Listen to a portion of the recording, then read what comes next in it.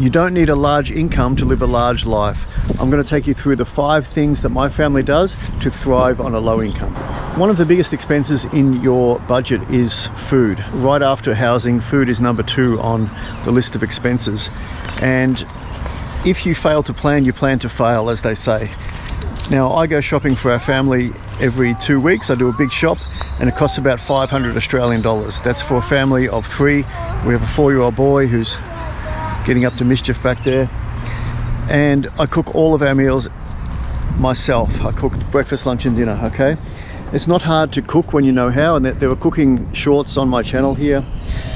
But the thing that I see is people failing to plan, and they'll come home from a hard day's work and just realize there's no food in the house and jump on their phone and dial in a Uber Eats or Menulog or whatever it is, and that just rips through your budget. It rips through your personal savings. It really does. It's one of the worst things you can do.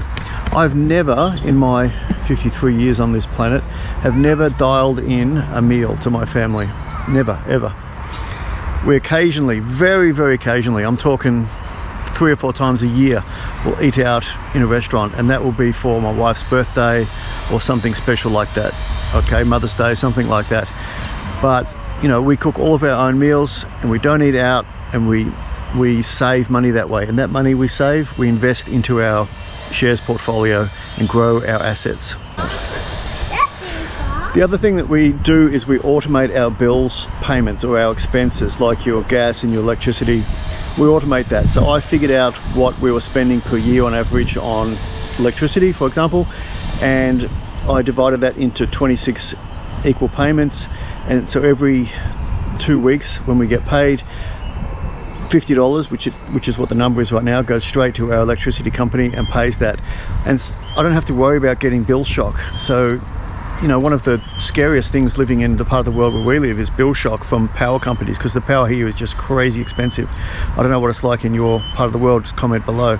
But in Melbourne, Australia, we get absolutely reamed on power.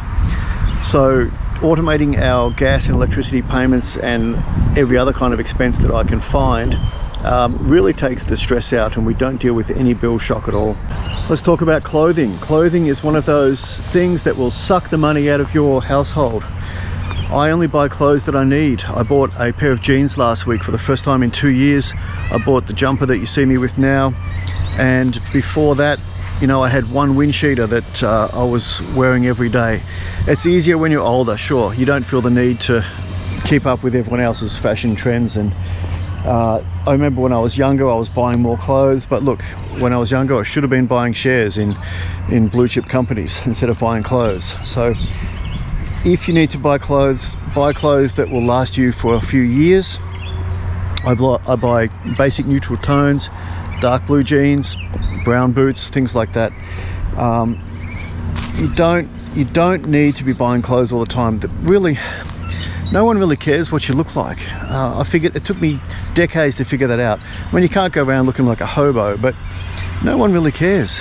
No one really cares. People care about your personality, and people care that you've got your life in order. You've got money in the bank. You're not walking around buying clothes on a credit card, which is one of the most ridiculous things you can do. Only buy clothes when you need them, and buy things that will last. The next point is we don't try to keep up with the Joneses. Keeping up with the Joneses means, like, you know, your friend gets Netflix, so you have to get Netflix. Your neighbor gets a new car, so you feel you need to get a new car.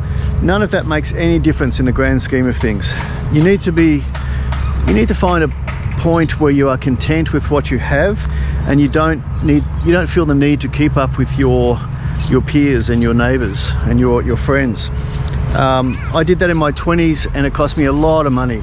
Since I stopped doing that, I've been able to consistently, weekly, invest into the stock market and grow my wealth.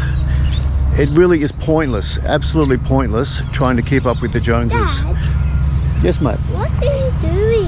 I'm making a video. What are you doing with that? Now, the next one is monthly subscriptions.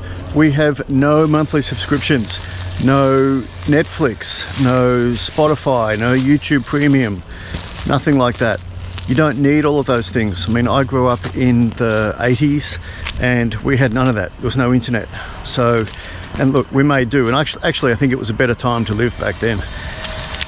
Those subscriptions, they're only there to fill your boredom, okay? Try to do other things. Try to read books, try to listen to music, try to do all the analog things that we did before the internet. It will save you so much money. And look, those subscriptions, they hide in the sneakiest places. There's companies out there that say, look, oh, it's only $1 a month, or it's only $2 a month. And then you go through your credit card bill and you say, why am I paying $100 every month to top up my credit card? And you realize it's all these tiny little charges. They may get you once every 6 months or once every 12 months. I always look for those things and I try to get them out of our life as fast as possible. No monthly subscriptions. These choices may not work for everyone, but they certainly have helped my family grow our wealth. Comment below with how you save money and grow your wealth.